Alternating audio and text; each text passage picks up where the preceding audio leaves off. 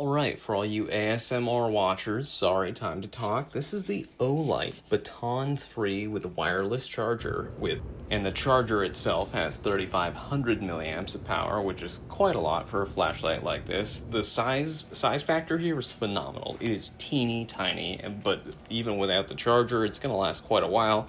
If you lose the charger, you can just charge the battery, which, by the way, if you get this light, you're going to have to unscrew it and remove the little thingy that lets you turn it on.